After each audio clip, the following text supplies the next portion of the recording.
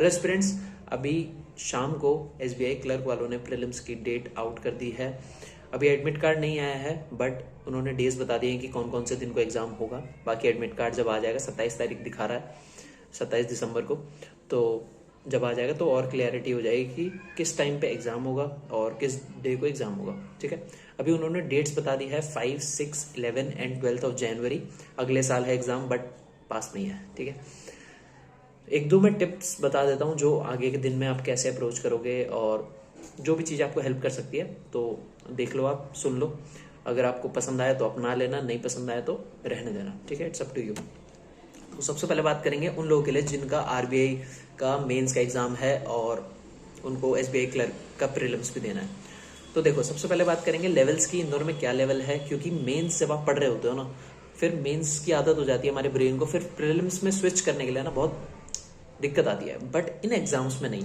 SBI pre, SBI का clerk का prelims और आरबीआई मेंस का, आरबीआई असिस्टेंट मेंस का जो लेवल होता है वो ज़्यादा डिफरेंस नहीं होता। जैसे अगर मान लो लेवल की कैटेगरी में अगर 10 लेवल पे बोलूंगा आरबीआई असिस्टेंट का मेंस को, तो ये 8 या फिर 9 पे, 8 या 7 पे है। ठीक है, तो ज़्यादा डिफरेंस नहीं है, टेंशन मत लेना, इतना कुछ दिक्कत नहीं आती स्विच करने में। मेरी रिकमेंडेशन यही है और मैं तो यही करूंगा कि 31 तारीख को जो हमारा आरबीआई असिस्टेंट का मेंस है, उतने तारीख तक मैं फुल आरबीआई असिस्टेंट मेंस के फोकस से पढ़ूंगा।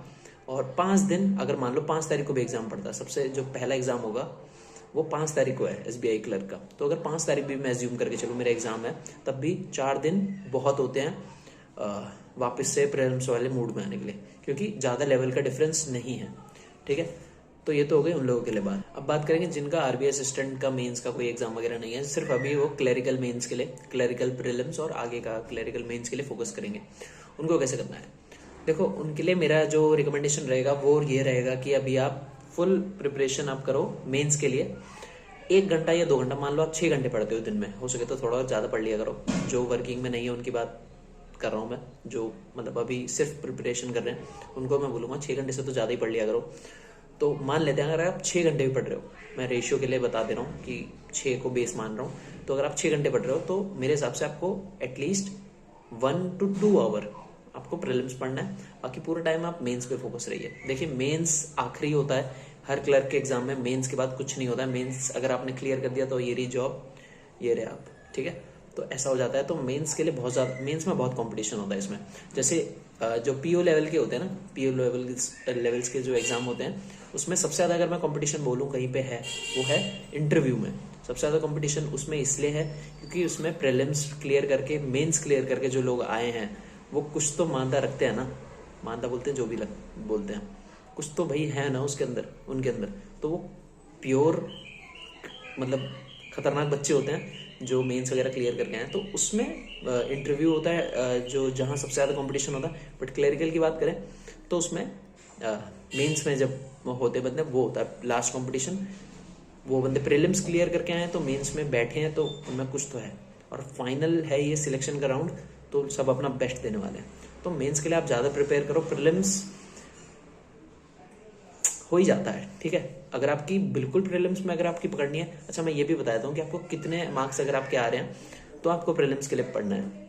देखो, अगर आप टेक्स्ट बुक फॉलो करते हो, टेक्स्ट बुक फॉलो करते हो और आपके अगर 65 प्लस आ रहे हैं, ठीक है, जनरल कैटेगरी की बात करूंगा मैं हमेशा, तो 65 प्लस आ रहे हैं, 70 टच हो रहे हैं, तो आपका बढ़िया चल रहा है, कोई दिक्कत नहीं है। बट अगर आप 50-55 के अराउंड में हो ना, तो आपको प्रीलिम्स को ज़्यादा टाइम देना है। 6 घंटे में से आपको 4 घंटे उसके लिए पढ़ने हैं प्रीलिम्स के लिए, और मेंस के लिए 2 घंटे पढ़ने हैं। ठीक है, तो हमेशा जो अपना स्टडी आवर है ना, वो अपना प्रायोरिटी के हिसाब से सेट किया करो। अगर आपका प्रीलिम्स सही चल रहा है तो आपको प्रायोरिटी देनी मेंस के लिए।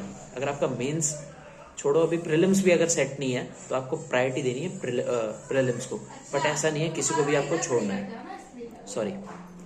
तो इसमें आप अपना जो प्रायोरिटी है वो चेक कर लेना। और एक बात बोलूँगा मॉक टेस्ट के लिए, देखो, ये आप मेंस के मॉक टेस्ट की बात कर लो या प्रीलिम्स की मॉक टेस्ट की बात कर लो, हमेशा ध्यान रखना एग्ज़ाम अटेम्प्ट करना उतना ही इम्पोर्टेंट है जितना एनालाइज करना इम्पोर्टेंट है।